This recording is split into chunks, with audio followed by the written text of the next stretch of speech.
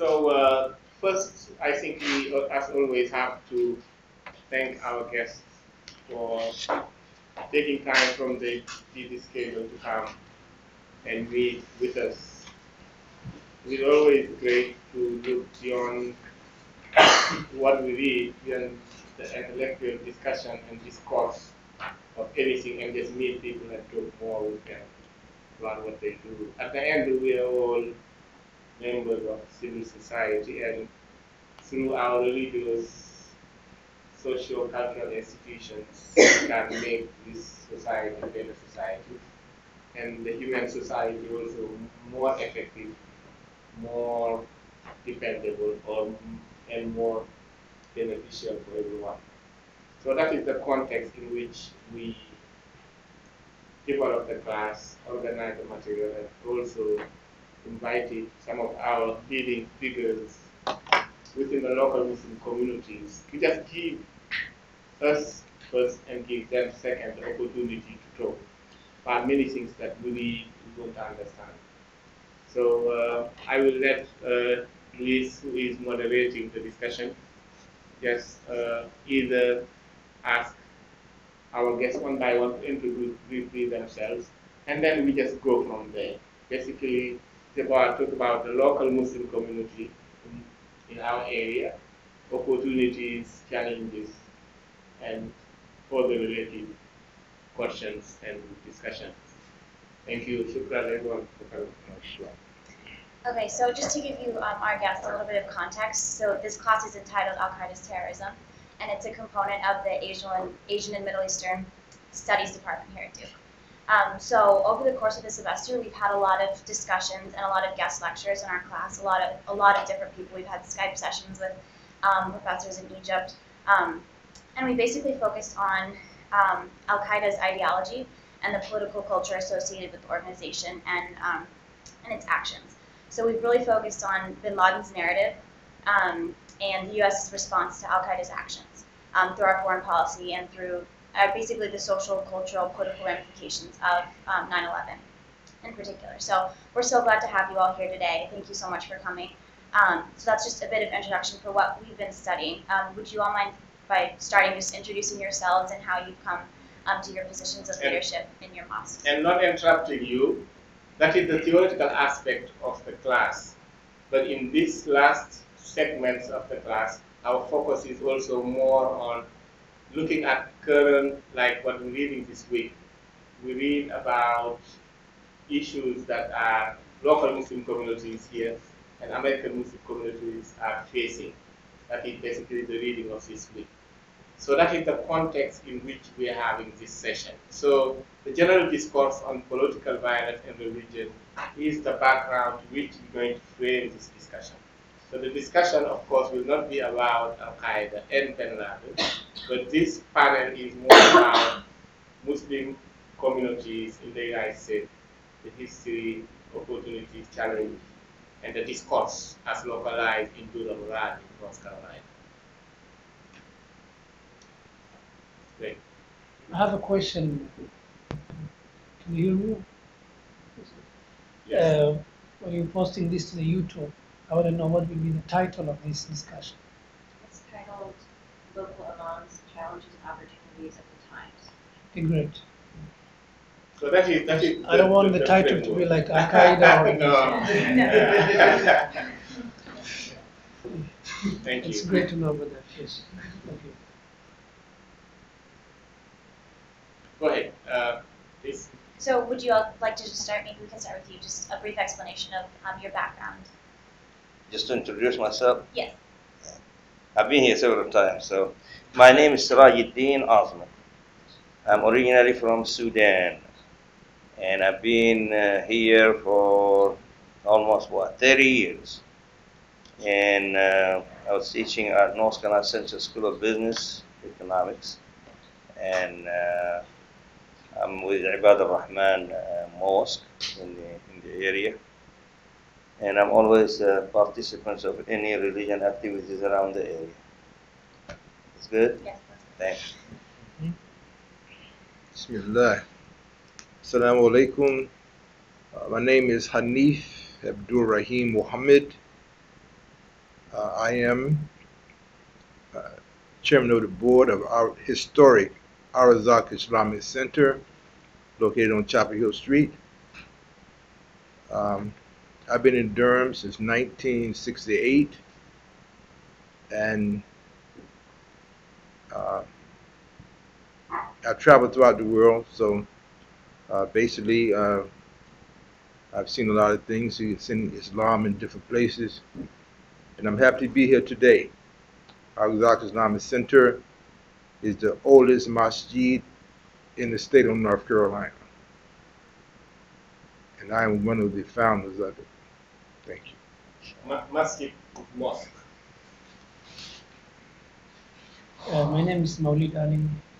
I'm the Imam of Masjid Ibad Rahman in Durham.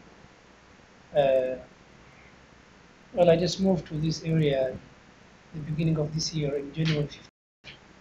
I was in Minnesota before, so I accepted the Imam position at Durham Masjid. So I'm currently working there as an Imam. The Imam is as a leader of the community who takes the affairs of the Muslim community. Thank you. So I guess just to start our discussion, could you explain a little bit about the Muslim community here in the Raleigh-Durham area? What sets it apart from other Muslim communities in the U.S.? Maybe briefly just explain, are a lot of Muslims in Raleigh-Durham originally from Raleigh-Durham? Are there immigrants from other countries? Just basically characterize the Muslim community here that you work with. This is for any of you.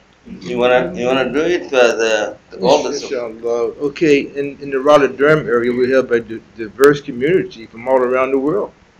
Alhamdulillah, we have over 10,000 Muslims in the area. You know, and so our Arazak Islamic Center, it's a diverse community. Alhamdulillah, majority is African Americans, you know, here.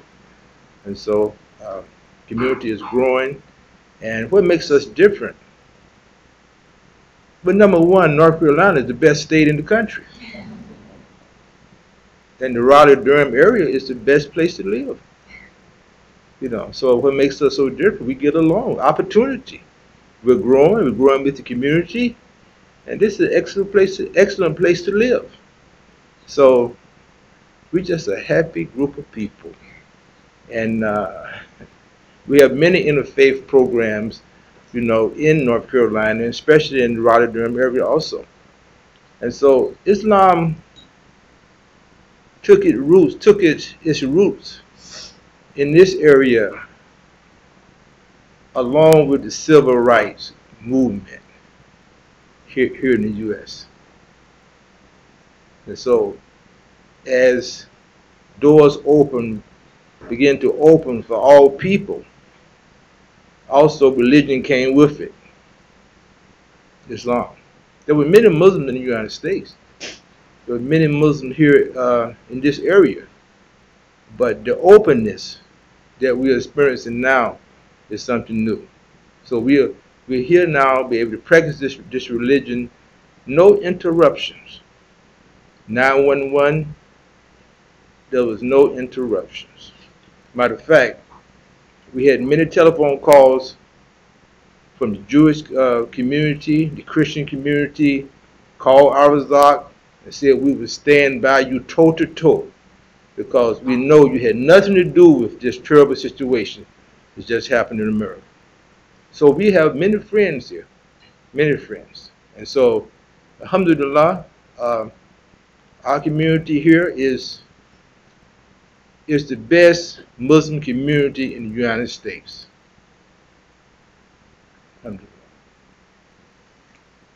You touched on this, but how is the interfaith community here in the Triangle area? How do your mosques interact with the other churches and synagogues in the area? Okay. Each year during the holy month of Ramadan, the Jewish community invites Arazak over.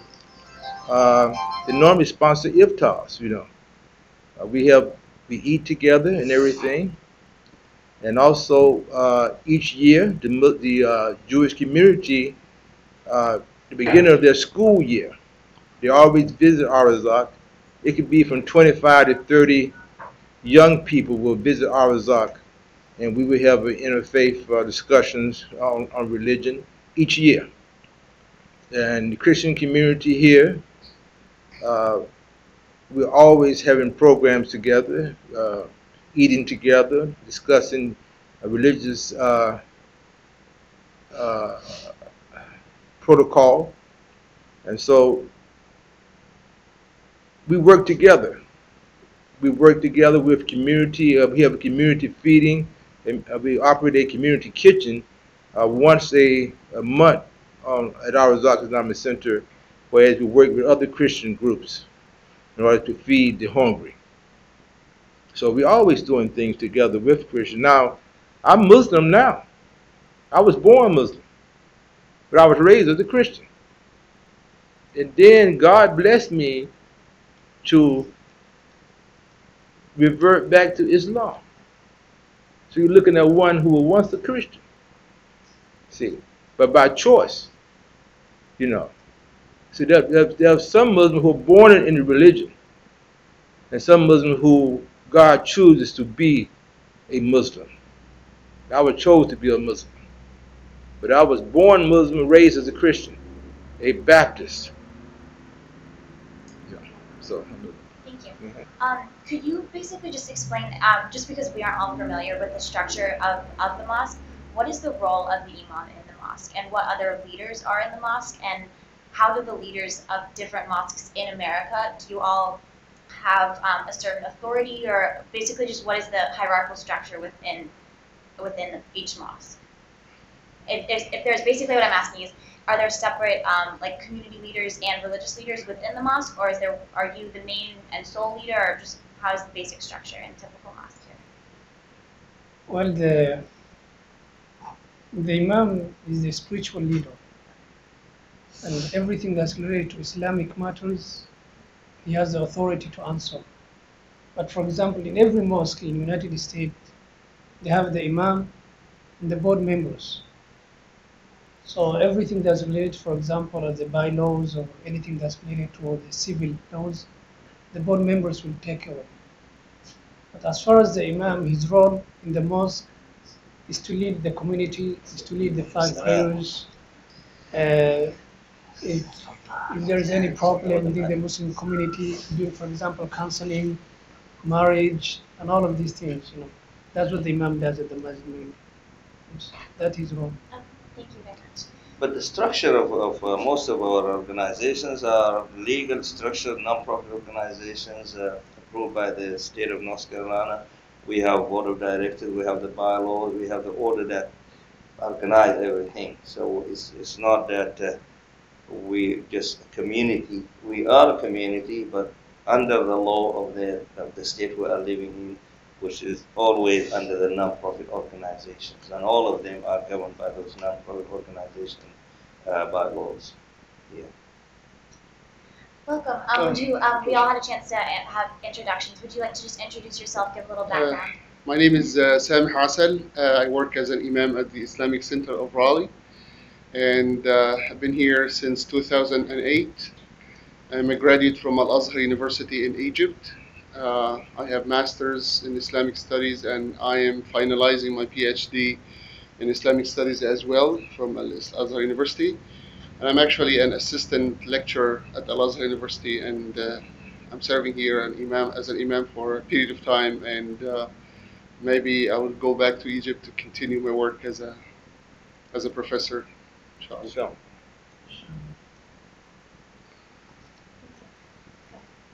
Maybe to personal out that's a little about because we've done for our class. So this week we read among some other readings, two reports from various think tanks. So one was called Sharia, the Threat to America by the Center for Security Policy, and the other was written partly in response to that, partly in response to some of the figures who wrote that. It was called Fear Incorporated, the Roots of the Islamophobia Network in America, released by the American Progress organization. So something you mentioned earlier was in response of the Jewish and Christian community, I think, in the last decade saying we support you. We don't blame Muslims or Islam for some of these terrorist attacks that have been conducted by Al-Qaeda or other fringe movements. And so I'm just wondering if any of you could talk about both negative and positive responses that your communities have had from non-Muslim Americans, especially in the last decade. So you're talking about the how we responded or how we feel about what's going on or how we. I suppose what I was thinking of is if you could talk about some of the responses that you've gotten from non-Muslims, some of which I imagine have been positive messages of support. Some have been, there's Islamophobia. If you could just discuss some of that and what you see moving forward for better relations between Muslims and non-Muslims in America. Actually, It's a very broad topic. yeah, actually, we have an open door policy at our Islamic centers, and we do open houses from time to time, and having guests who have these concerns and who have these questions, we're able to dispel any doubts or any concerns that people would have. And we had different responses from people. There are some people who were not convinced with these campaigns or these Islamophobia thing, and they would come to share their good feelings towards Muslims whenever an event would happen, especially when we had the burning of the Quran event, when there was demonstrations all over in the Muslim world. I had some of the non-Muslims coming to the Islamic Center and saying, we feel sorry about that, and some people were even donating some copies of the translation of the Quran, saying like we are against this. But at the same times, in some of our open houses, we could have some people who have like an aggressive tone with these questions that they have from the media, and Muslims are coming to rule America and they want to control and this and that. And it was actually a chance to absorb this aggression or this anger, and then to educate the people about that and tell them what Sharia is all about, and that this threat to America, or this concern that they have, is actually something that's not a reality. Right, but some of the concerns were the legitimate concerns. I say some of the concerns that we have experienced were legitimate concerns, because there were some terrorist groups trying to infiltrate the mosque, So, yeah, it's everywhere. It's been everywhere. But we understand that. You follow me? And so we are aware of this, and we are fighting against this. We're fighting against this. All right? There are some philosophies. All Muslims don't see the Quran the same way. You follow me? Because see, freedom, justice, and equality. Freedom, justice, and equality is not everywhere. In many Muslim countries right today, they're fighting for freedom, justice, and equality. We have it here in America. All right? I made a comment. America is the greatest country on God's earth because we have freedom, justice, and equality. The right to speak, the right to vote. And I would die for this country. Everyone don't feel this way. They feel that Americans have too much freedom. And Muslims are fighting. In the Sudan, the Congo, Egypt, Syria, Iraq, Tunisia, Libya. They're fighting for the basic freedoms that we have right now. And some of them don't want to see people free. See, but in this country, every religion is represented. Every ethnic group is in America. See, and we get along together. Christians, Jews, Muslims, Sabians, we all are here. We get along just fine. That's one of the best things happening. America. See, but it's in many countries, it's not like that. It is not like that. See, this is the country, America. America. Its constitution is rooted in the Holy Quran. This great country. We respect all religions. See, but many Muslims now, some Muslims do not want this type of freedom, where the human being can grow naturally. God created the human being to be free. But many people feel that you shouldn't have this freedom like this you have in America. They teach against this freedom that we have in America. I think Brother Hanif's point is I think it is the same point that Imam was talking about, is there is a diversity within the Muslim community. You have it overseas, there is a diversity within the Muslim world, those who have freedom, enjoying it. In Malaysia, in Indonesia, there are those who are struggling for more freedom in Egypt and in Syria. There are also those Muslims in America who are living the condition of freedom, which is both negative and positive. So I think in the reading, the argument, the writers, they just read two papers. One was saying, here's the Muslim community in America, the great community. Here are the problems that they're facing. And these problems are X, Y, Z. And you have a different viewpoint that is saying, well, these problems exist because X, Y, Z. So I think that is the beauty that Imam Hanif is talking about it. But I think also that the follow-up question was, on local level also, we always have problems in our synagogues or churches or mosques. So I think in that local level also, I think that Chris was asking about, what are the day-to-day challenges that mosques are facing as a social cultural institution within the Durham area?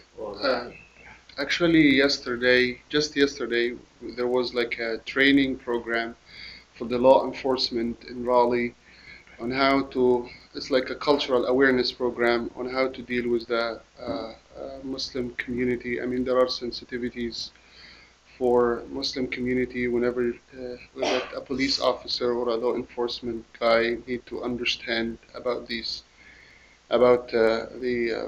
Muslim community. And I see this as one of the challenges that we need to interact with others in order to deal with them at our communities. It was very important for them to know that Muslim women wear hijab, and it's inappropriate to ask them to remove the head cover or there are like some particularities or specialities and stuff.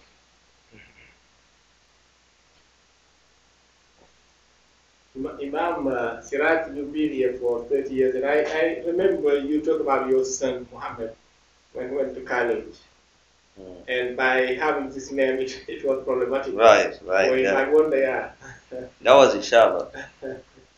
Yeah, he want to get a roommate, and then the guy also is from North Carolina. He's from one of the counties right here down, and his father is a sheriff. So they told him, you're going to be a roommate in this room with Muhammad. He said, no. No, he didn't say no, but he called his father and mother and told them that, yes, they got me a room, and the person I'm going to live with his name is Muhammad. They told him, no, you cannot do that. Find somebody else. So then after that, Muhammad was in charge of the whole the place where they live. So he went and talked to him, and then he called his father and talked to him and told him who we are, and then they accepted. They live together. They become good friends, and up to now they are friends.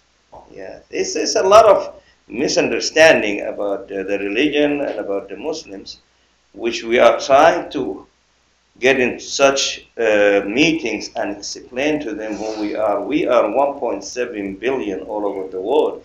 If we are all terrorists, or we are all have the idea of destructing the world, that would have been a real disaster to the world.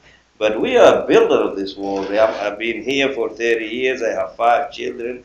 I raised them and appreciate the freedom that the Imam is talking about, and we have done a lot, which is very good, and we appreciate even the government. I go to court many times in cases, and a lot of times I win the cases. There's nothing that says there's any kind of racism or anything that really comes to. I've never felt it. I've been here for a long time. I've been here too.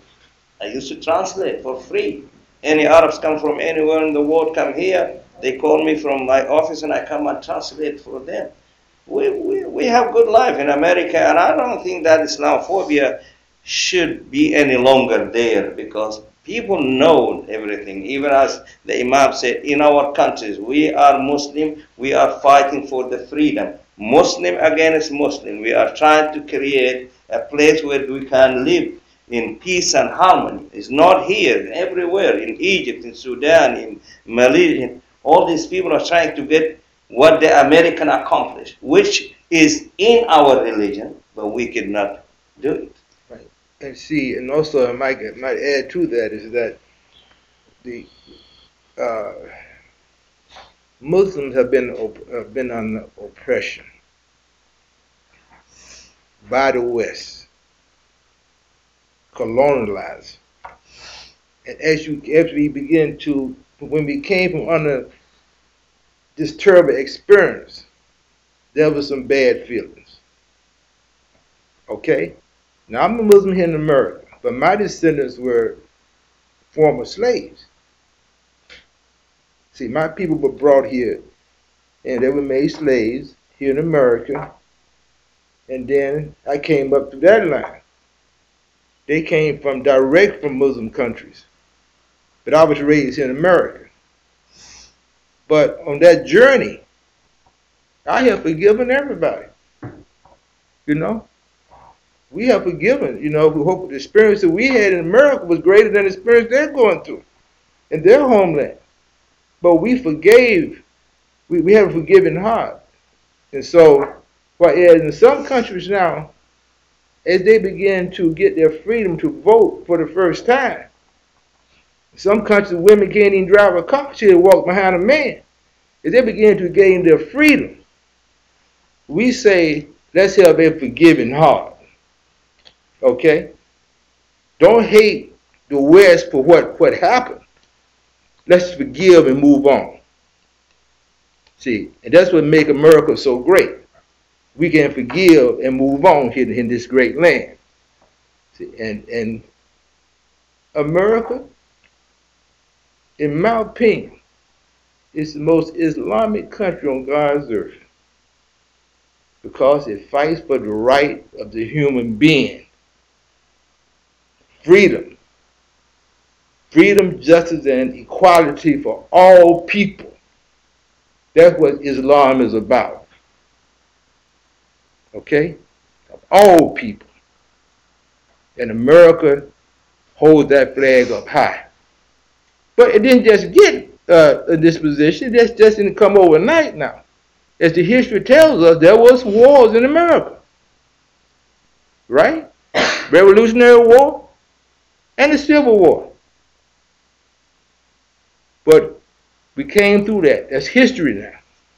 But many countries who are having problems now, let's forgive what happened in the past and work on the future.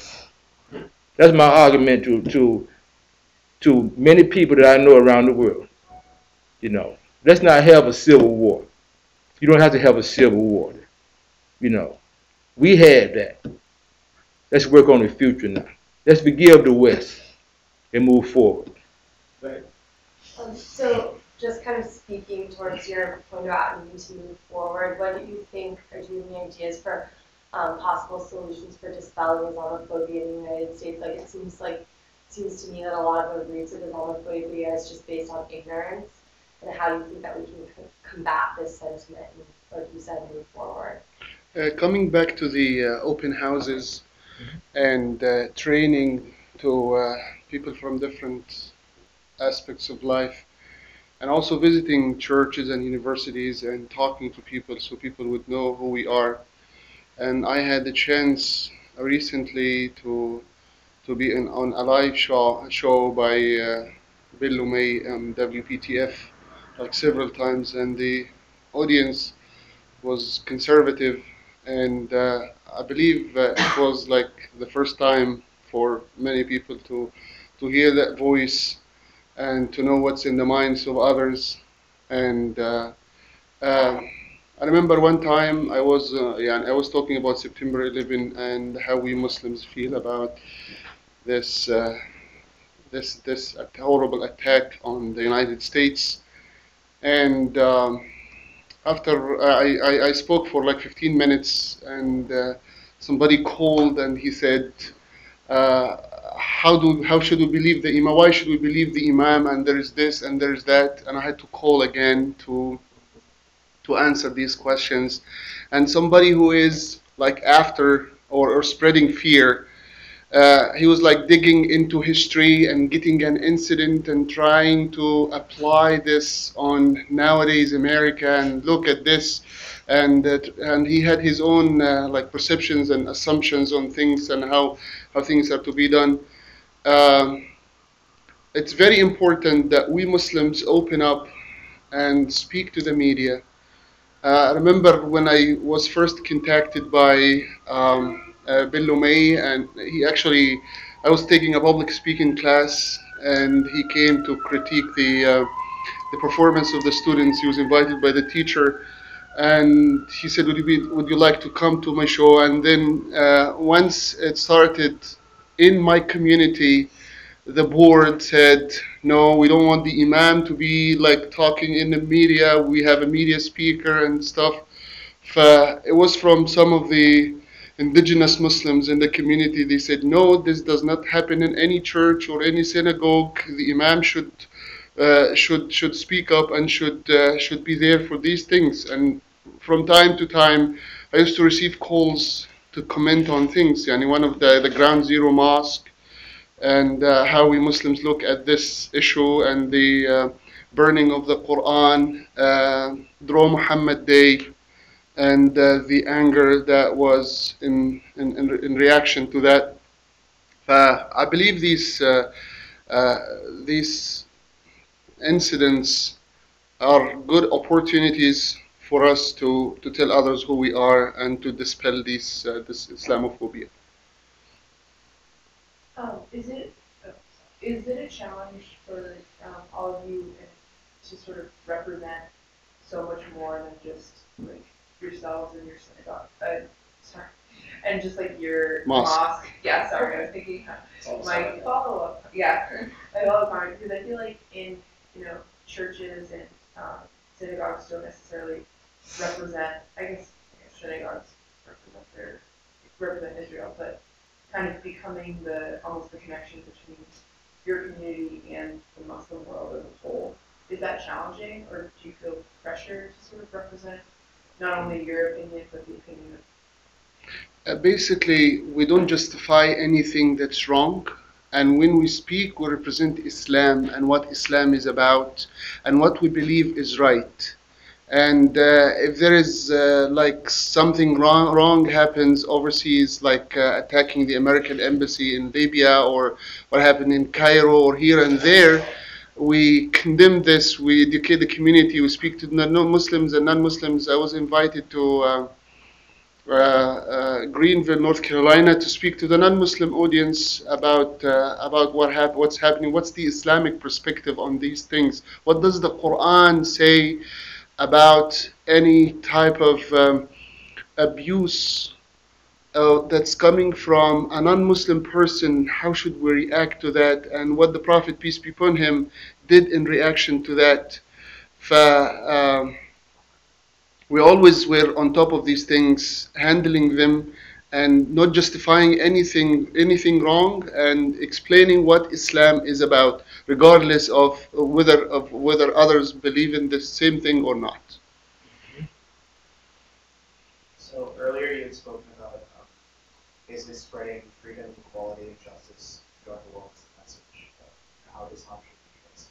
So I was wondering if you could elaborate on what the rights that God gave them. And they have our support. And so the ruling parties don't want to see a woman, and so she has the freedom. She has this freedom that she's in America. You see the woman, she's in a great place now. Thank God, you know, and she has the same rights as a man. But see, but you also see, you see culture. You don't see religion. It's cultural. Castrating a woman is cultural. Okay? Not allowing a woman to have the freedom to go to the park is culture. That's not religion. You know, a woman has a right to take it off. You can't make, when she prays, she should have it on.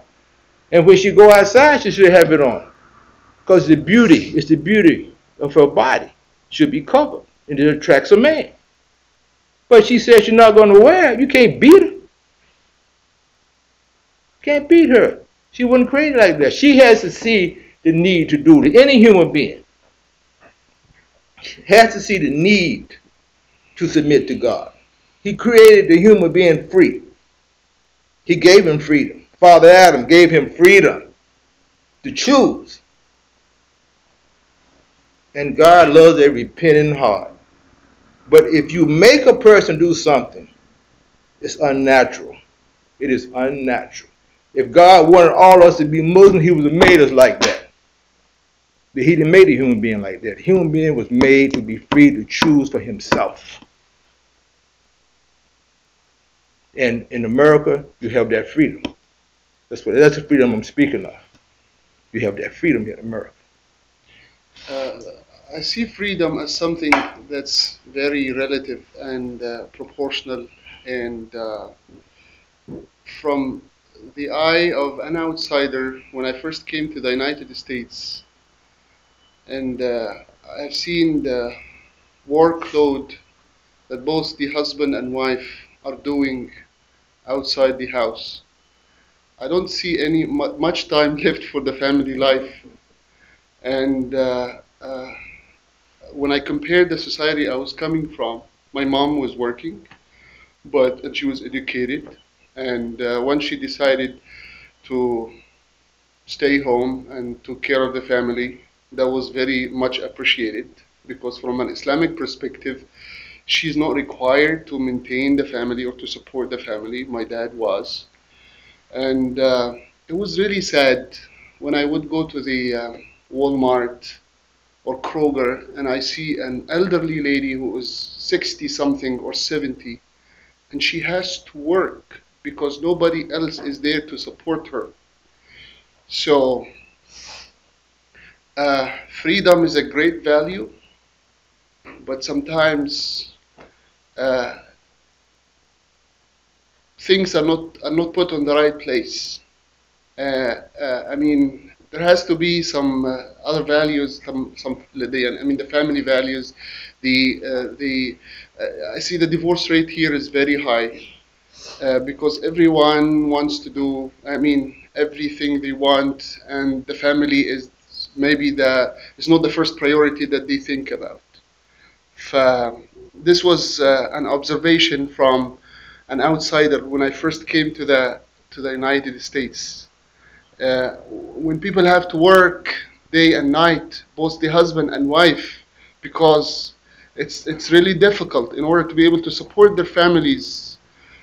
What is the time left for instilling values in kids and spending time with them and instilling this kindness and emotions and good emotions in them?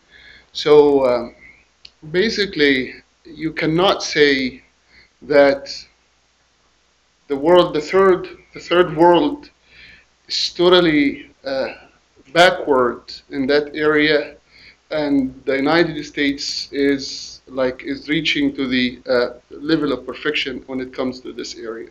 There is some positive points here and positive points here. Well, with freedom comes responsibility. Right. This is my point. That's So a very good one. Imam Comes Hanif responsibility. summarized it. Here comes responsibility. I don't And speak also that. that is the debate you guys were having on freedom is not basically what they both are saying. It is not a supreme value there. Yeah. Because that is the argument we're making on freedom versus justice. Right. They're all equally good. But you reach a level where they may clash. They're all equally good.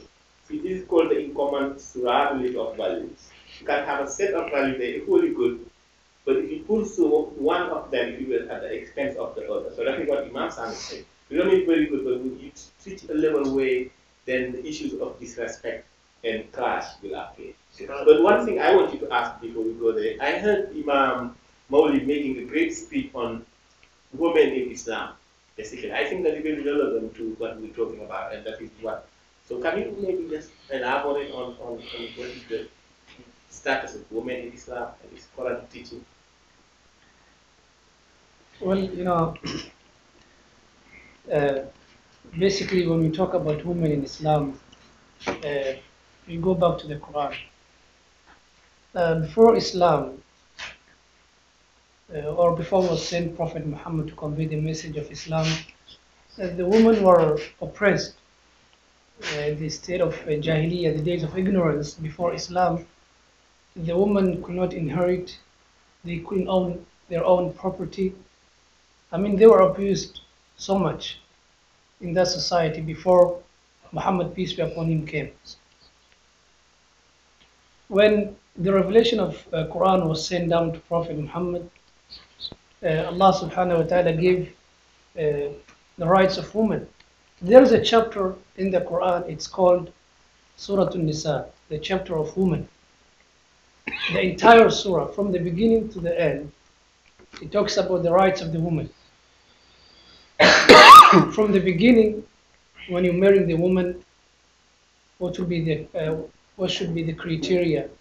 What's her qualification in order for you to marry her? And then if you die, how she's going to inherit you? And then after that, if you have children, in which way you should give your inheritance, for example, in a justice way. I mean, the entire surah, it talks about the woman. And it's something that actually the Western did not have for so many years. I mean, when this revelation of Quran was sent down, the Roman emperors and also the Persian were actually abusing the woman. At that time, we didn't have the Twitter or the Facebook in Mecca or Medina to convey the message to them, that hey, we have the revelation of the Quran, it gives you the rights of the woman here in Mecca.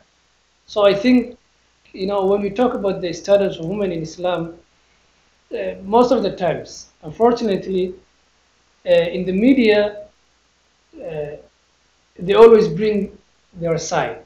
For example, they found one example, in Afghanistan, a woman was hit, or another rare story happened in Saudi or somewhere else, and we try to generalize that situation and make something as Islam believes.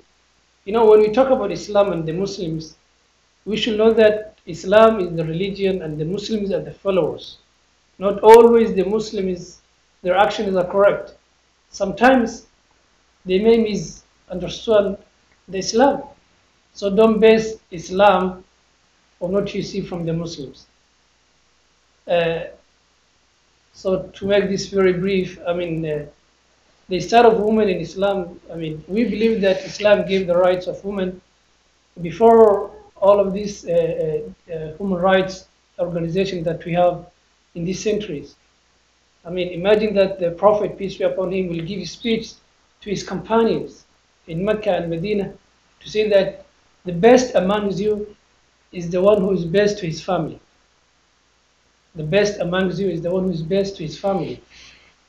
And then he said that I'm the best of your family. And he was a great husband. That his wife, when he talks about him, she said that every time in the house, he will do everything that I need.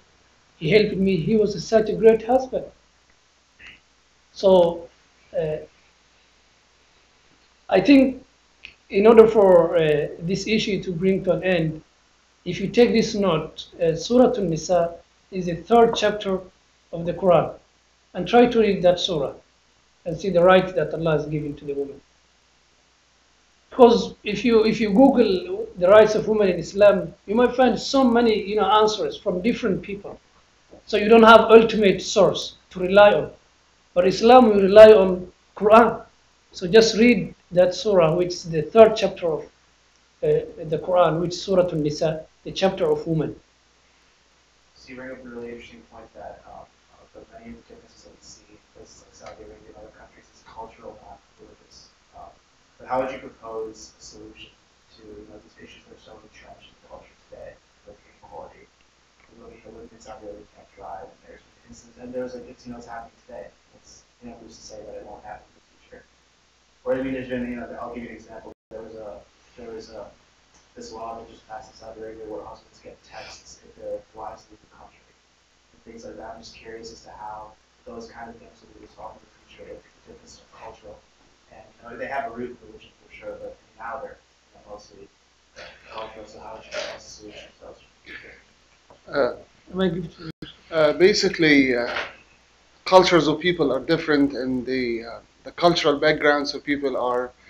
There's like a vast difference, a big difference in cultures. The majority of the residents in Saudi Arabia are Bedouins. They're living in the desert, and they have their own rules and their own standards that they inherit generation from generation. And so whenever you want to find solutions for these things, they need to come from within. The people need to, because what works for one society may not work for the other society. And I see one of the problems is judging another culture from your own perspective. When your tools are completely different from their tools, or so basically these people, they need to come, the change needs to come from within, from the people. And this change might take some time because of the nature of the society that they are in.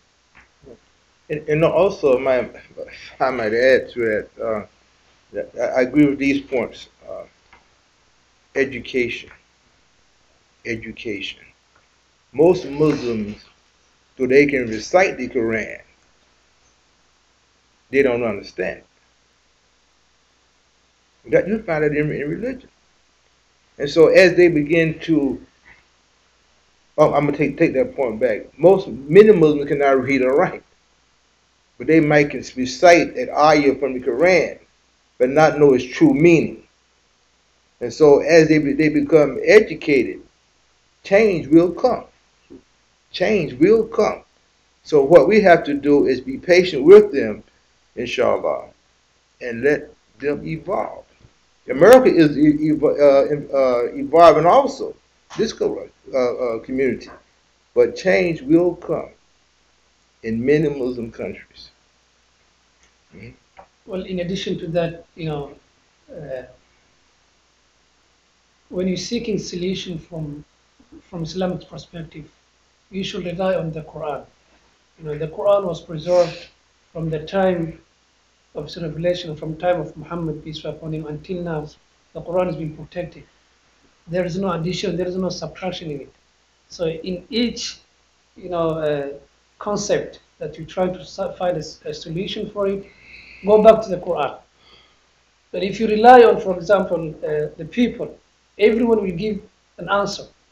And everyone will give an answer according to his cultural background and according to his political views also. And this question about the driving woman in Saudi, most of it's about political.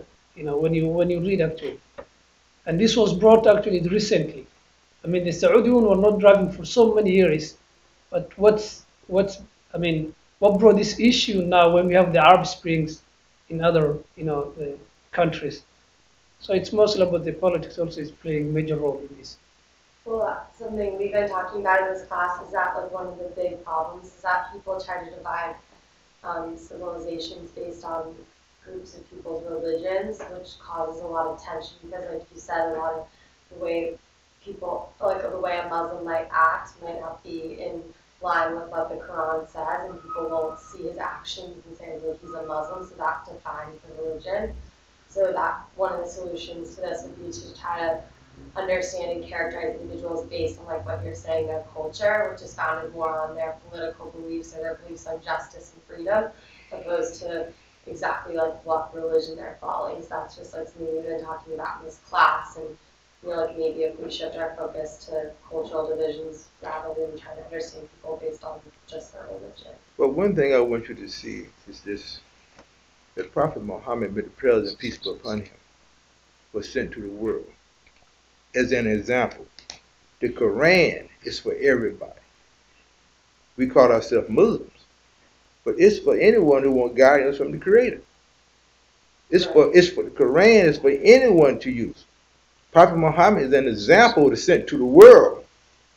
See, right? He was just sent to the Arab people. You know, what I'm saying is, as you begin to study religion, look to the Quran, as Imam said. Basically, coming to this point of culture versus religion. In my community in Raleigh, we get this a lot, where the youth would come to you and ask if this is cultural, is this culture or religion? Is this from Islamic religion or from culture? And once you tell them like it's pure culture and there's nothing like that in Islam, they got the habit of asking their parents when they're telling them to do something, is this culture or religion? And based on that, they would decide to take an attitude.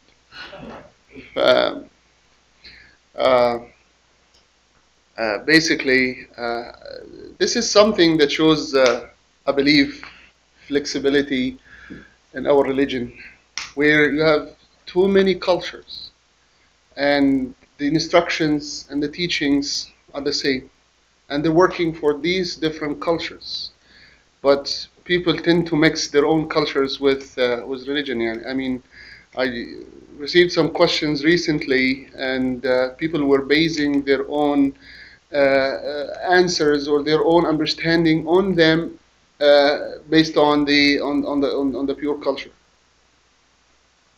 And I had to say, no, this is not from the deen. I had a question earlier about the local community. So earlier you mentioned help get law enforcement. Right. And also you talked about the possibility that would-be terrorists might try to infiltrate mosques. Have you dealt with law enforcement about that?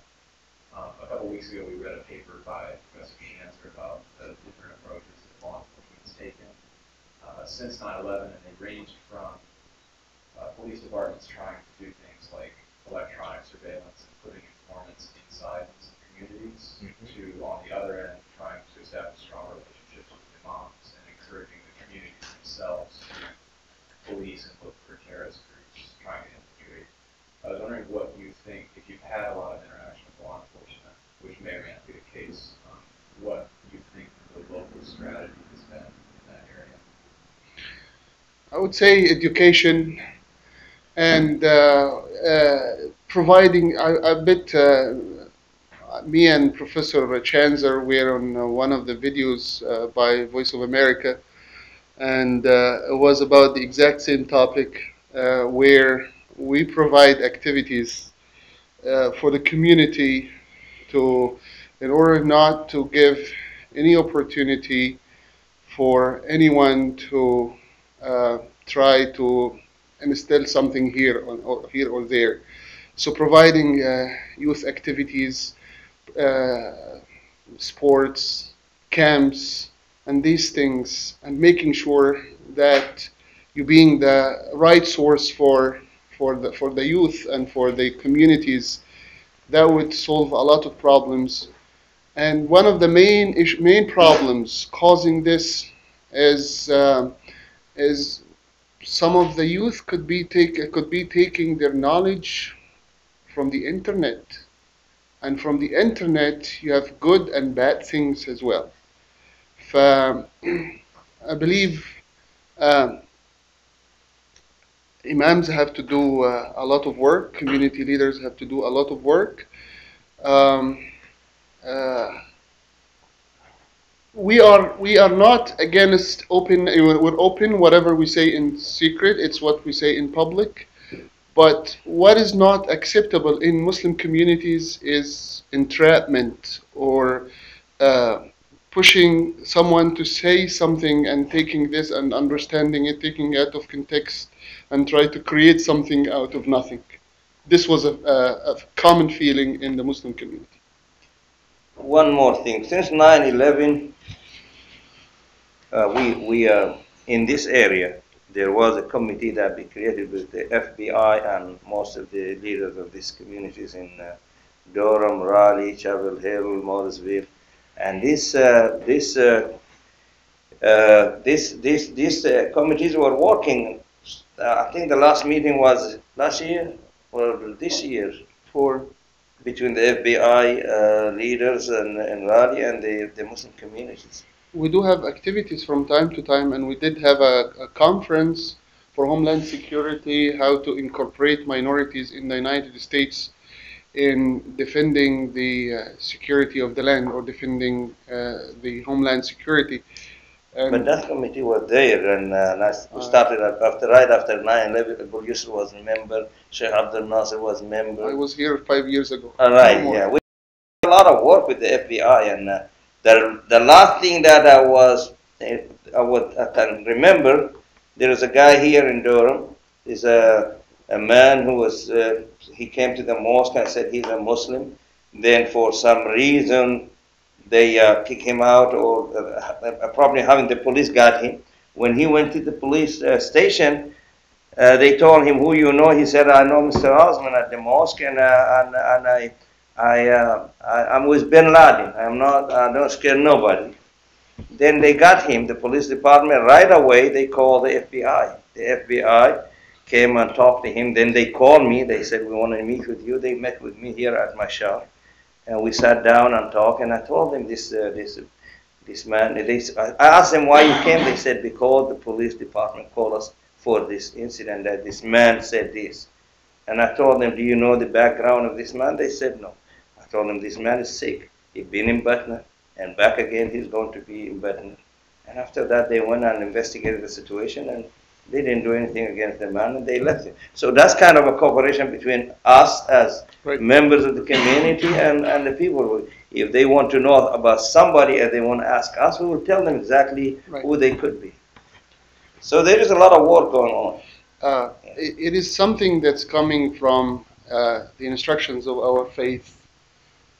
Whenever there is a harm that's threatening the society or threatening any innocent or stuff, it is an obligation, an Islamic obligation, to come forward and to bring this danger to attention, and in order for the concerned authorities to deal with this, because you being part of the society. And actually, we do have a beautiful statement for Prophet Muhammad, peace be upon him, is about people that were on a ship, and the ship has had 2 decks, and some were down and some were up, and those down, they couldn't get water until they passed by those on top. And so they said one day, how about instead of bothering the people on top, we make a hole in our portion, our part, and get some water from underneath so we don't bother those on top. For those on top, if they leave them to do whatever they want, then the whole ship will be drowned. So basically, when there is a danger or something that's seen as a danger, it is the duty of any Muslim, not only an imam or a community leader, to prevent it. And the best way to prevent it is to bring it to the attention of someone who can prevent it from the authority.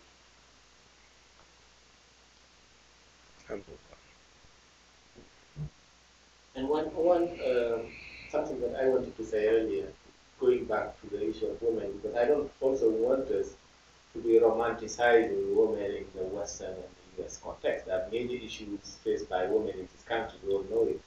Right. And we have women leaders in many Muslim societies.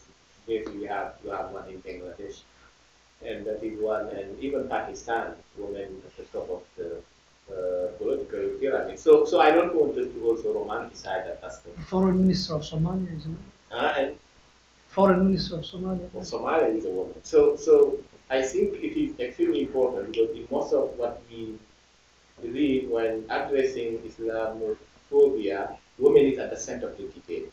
So we need to also attempt to know differentiate between fact and fiction. That's one. The second is this human experience is an ongoing struggle toward perfection, whether we talk about democracy or freedom. It will never be at the maximum. It is an ongoing struggle, and we know it in this country. So if we put that in a context that Imam Hanif was talking about beautifully, about the struggle from the particular institution of slavery up to where we are now in the United States. The great narrative, I think, he just offered it about and how people go through forgiving. But if you look at this in that context of forgiving and forgiveness, also there is an ongoing struggle.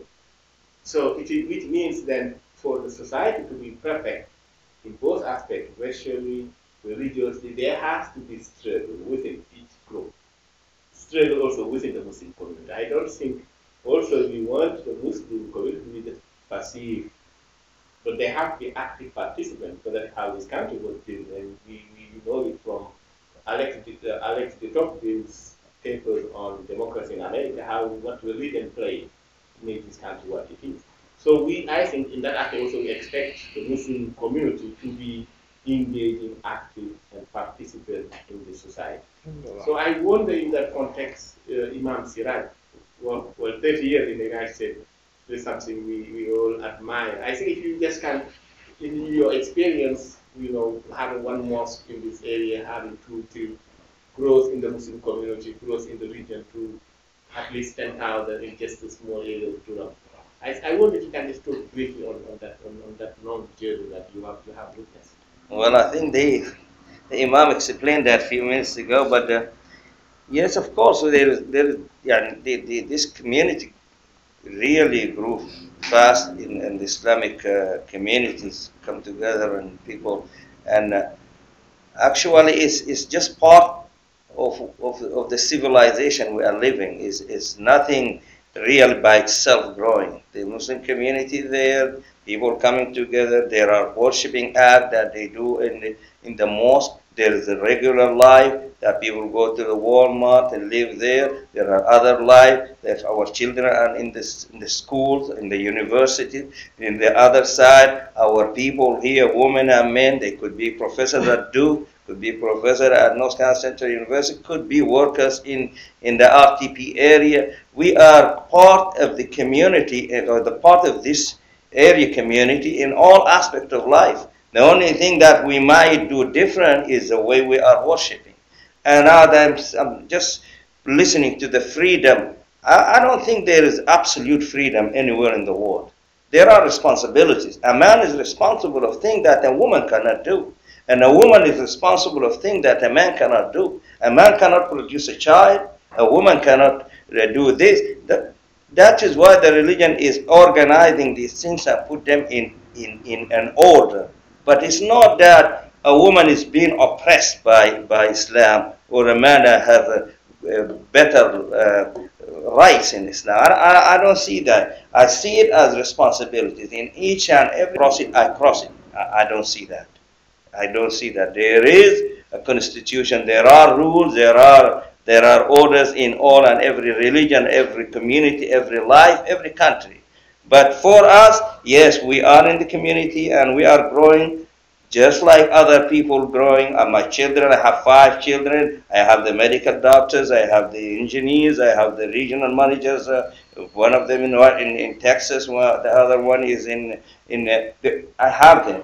I have my daughter at UNC Chapel Hill. She got married from a man who is in Springfield or Illinois. He's a medical doctor there. He used to be here at Duke. So we are with the life, and we are trying to be with the life, and we are trying to get rid of what is called Islamophobia. We got to get rid of it, and we want people to understand the situation in Saudi Arabia is very different. And I see he is asking about that situation and the woman's situation. Those people, there are a lot of things that we can say. They are very rich people. If the house have a driver for the wife, a driver for the child to school.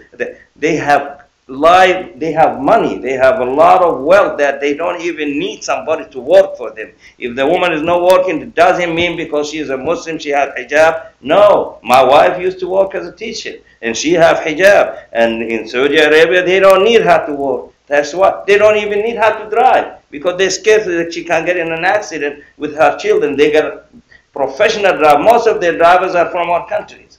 So I don't see any conflict between that kind of rights of a woman and rights of a man, and Allah knows best. I think the main issue is trying to use Western standards, American standards, and apply them or use them to judge other cultures from your own perspective. Most of the time, there will be something missing here and there. Mm-hmm. And I'd like to add also that the Muslim woman is the most liberated woman on God's earth. She is truly liberated. When you read the Quran, when you study the Quran, you will see this. She is truly liberated. On the duties of a man and a woman are explained in our faith. A woman on the intellectual level, she's equal to a man intellectually. Man don't carry the baby, the woman carry the baby. We know the duties are different. But intellectually, she's equal to a man. As I look around here, it's obvious, you know. But the duties, the woman cannot be the imam. He is the prayer leader. God gave him this. He is the leader. He's the prayer leader. That's what an imam is. He's the administrator. She can be a prayer leader among the women. Among the women, but not congregation. Right. That's what I'm saying. Not congregation. Women lead women. But she cannot hold a position like imam for a masjid. Okay? Could I ask about that? Because I'm sorry that I forget where exactly it was. I want to say again, we understand there was a controversy about a woman being appointed or wanting to serve as France. It was in France, okay, I'm sorry. And there was a lot of outcry for that. I don't understand the basis for why a man can be imam in Islam. Can you talk about that? Okay. Basically, the incident you're talking about, in my understanding, is in a mosque like Islamic Center of Raleigh. We have two imams, Imam Benoni and myself. And that mosque, I believe, in France, what they did is that they hired an imama for women, or someone to take care of the women issues and to give fatwas or religious verdicts on women matters and stuff. This is my understanding. And if you're speaking, and why is that? Matters of worship are based only on Quran and prophetic tradition. Okay, it's not open for new innovations or new creativity or new ideas and stuff. Allah says in the Quran, وَمَا كَانَ لِمُؤْمِنٍ وَلَا مُؤْمِنَةٍ إِذَا قَضَى اللَّهُ وَرَسُولُهُ أَمْرًا أَنْ يَكُونَ لَهُمُ الْخِيَرَةُ مِنْ أَمْرِهِمْ وَمَنْ يَعْصِ اللَّهَ وَرَسُولَهُ فَقَدْ ضَلَّ ضَلَالًا مُبِينًا. It's not for a believing man or a believing woman when Allah and His Messenger have decided on something that they have a choice about their matter. And whoever disobeys Allah and His Messenger has gone astray. So basically, only matters of worship. Matters of worship, we call them Islamically tawqifi. Tawqifi means that they are only based on the Quran and Sunnah, because these are matters of worship. Allah says in the Quran, أَمْ لَهُمْ شُرَكَاءُ شَرَعُوا لَهُم مِّنَ الدِّينِ مَا لَمْ يَأْذَنْ بِهِ اللَّهُ. Or do they have partners who enact of the deen matters that God has not given permission about? So again, if you want to understand the Muslim practices, you need to know where they are coming from. if there is like an odd thing here and there, it is the interpretation of those people to the divine message. But for the divine message, always the tradition of the Prophet, peace be upon him, interprets and explains how to apply the divine message.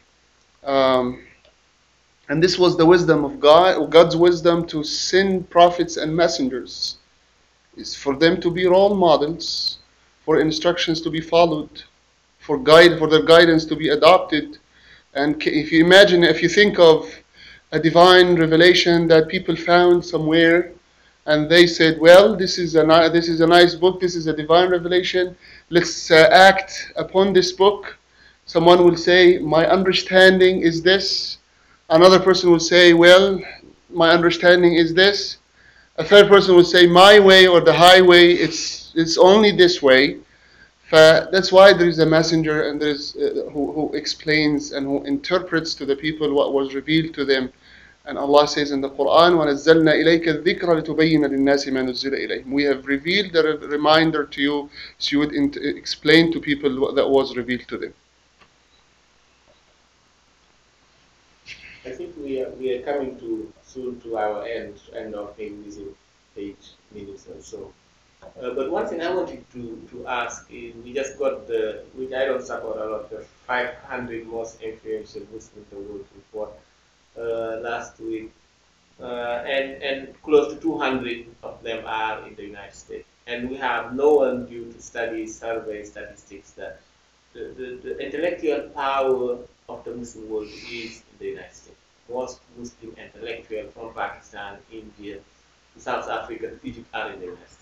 So, and we know it by numbers, by university professors, the best are in the United States. So, in that intellectually and conceptually, then with that reality, we still have perceived problematic relationship between the US and the Muslim world. So I'm just asking here, based on your experience, how can we use that weight, that intellectual reality of Muslim in the United States to solve this existing problem? So conceptually, there is way to solve it, I think. Based on your experience, how can we use that Muslim intellectual in the United States to have a PR role to solve some existing problems that we have failed to so far to address it politically and officially? In my opinion, there are some fields or specialties that Muslims are not covering in this country, and that's why we're not able to incorporate that big number of Muslims in solving this problem. 70% of the Muslims in the United States are well educated, are either professionals or professors or doctors or engineers, but nobody studies social studies or humanities or these things and pay attention to how to have a weight in this society and how to serve the just cases of our people, of Muslims, because most of the people are directed towards engineering and medicine, and they have their own, like, their life, or they're busy with their own professions and stuff. I wish that people would give more focus to politics, social studies, and social work, so they could focus on solving these problems. Imam Hanif, if third of the Muslim population in the United States is African American, maybe you should narrow it. What role should they play in bridging the relationship? Well, through interfaith programs, we have success there, and I don't see a great problem in the U.S., especially amongst the African American community. We don't have issues, that we have in the broader community. I guess because the African American community, we're just close because of our past experiences. You're Muslim, you're Jew, you're Christian, you're still my brother, you know. So we accept one another. So we don't have the issues now. We do have problems that come down to domestic terrorism. You know, that's more of a problem than bin Laden. You follow me? What's happening to the inner community here? You know, I don't have to go there to find terrorists. Terrorists everywhere. Domestic terrorists. That's an issue. You know, so we're working on problems of trying to just help people to be better human beings in the church, family members, whenever we get a chance. Christmas coming up. We're going to be amongst our Christian family members. You know, we're not going there attacking them. We're going in there to do dawah, to be with them, you know, to show them that we are just human beings, just trying to obey God. That's all. You know, so we take advantage of any opportunity we get, even at a funeral. You know. I like that point. The Imam is by terrorism, he doesn't mean the conception that we have, but political violence that are used racially oriented political violence from the peculiar institution to the KKK movement. That is what he means by terrorism here. So you see that more broader definition of terrorism than the ones that the working definition that we have. But we still have a lot of shortcomings from the Muslim in the United States. Their participation in all aspects of life is required. City council, you should have those people if you get a chance to be. If you're the school board, the parents meetings, these are the ways where you meet these community people. You go to meet them at the school. You have children. You have to be an active person there. If you are in that board, be in that board. If you can get there, if I can be at the city council, I will introduce myself. When I be in the city council, I introduce myself as a Muslim, as an American citizen, as a person who can help in all aspects of life. But we always, like for example, this is just a month ago, we are voting. Some people say do not vote. Vote is prohibited. And some of them say, yeah, you can vote. And once I'm living here, I have the right to do what the Americans can do. I'm a citizen. I have the right. Even if I can run to the presidency, I would run to the presidency. If anybody qualified, he's a Muslim, non-Muslim, Obama, George Bush. If I have the right, why not? Let me get there and let me do something and let me help the community. That's why I'm saying our participation in the different aspect of life in America is very narrow and small, and we need to increase that. Thank you very much, Imam Siraj, Imam Sameh, Imam Arif, and Imam Maulid. We are delighted to host you. We're going to take the last question. Energy. And, I think he has the last question. Yeah, we'll go ahead. I was going to ask, Imam, you said most of the members at Al-Razak are black. I was going to wonder if many of them are raised Muslim, or if they come to your mosque and then adopt Islam. Okay, most of the African American Muslims adopted Islam. Okay. We went through an experience here. It'd take me 2 hours to tell it, so I won't, but we were blessed by God to be Muslim. We went through an experience. First of all, God got our attention. Okay, got our attention. And then later, he introduced to us the Quran and the Sunnah of the Prophet Muhammad. That was a miracle. That was a miracle. That happened in the United States. As I said earlier, I was raised as a Christian, but something got my attention. And later, God blessed us with the Quran and the Sunnah of the Prophet Muhammad. And that was a miracle. That happened in America. That's the reason why I'm here today. That's the reason why my children are Muslim. And it's growing, see. But that was a miracle, you know. But most of the members of our Islamic State, it's millions of us in America that this happened to, you know. And so, alhamdulillah, that's the way it started. And we have grown since then. So we don't consider ourselves as being black. You know, we consider ourselves as being Muslim, okay? But our sojourn here in America was a miracle. It's a miracle that we're here today. I'm here today speaking to you. It's a miracle. But thank God.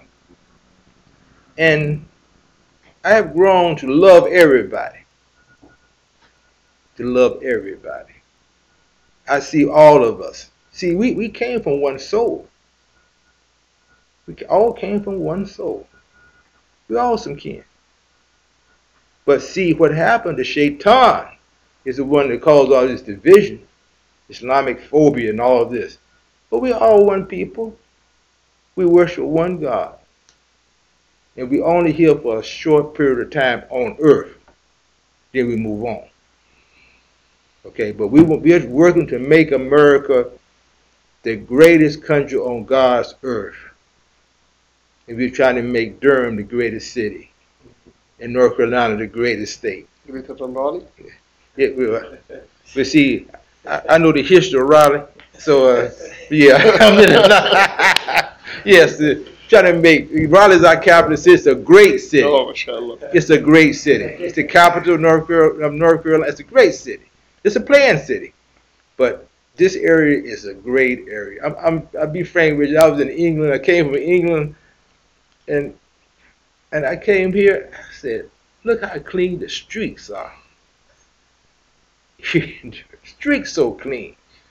You know, and the people are so kind. You know, here I am born in America, but coming from another country, you know, I was so happy to get back here, you know. But yes. We all work together for the betterment of humanity. You know, that's our role. And as I said before, you know, the Muslim woman, she is the most liberated woman on God's earth. Once you read the Quran, you young ladies read the Quran, study the Quran, you'll find out you have rights that you don't have in Christianity. See, but executing those rights, you know, that's been some concern. She has rights. And she's the first teacher. The woman is the first teacher, so she has to be educated. How you teach your children, you don't have knowledge. The more knowledge you gain as a mother, you teach your children, you're in the driver's seat. The woman is in the driver's seat. You can teach a man to be a man, or you can teach him to be a boy. You're in the driver's seat. The mother. That's right. Future mothers, you know what I'm saying? But it's in you. The mother with it, it's in you. God put it in you. In the driver's seat. You're the first teacher. You look up to you. The mother of civilization. Mothers. Well, should we don't have someone to sign? But I like it when you say Durham, greatest city, North Carolina, greatest state. You just forgot one thing, which is Duke, greatest university. Okay. And again, let us thank you guys for coming, and thank you. Okay, thank you.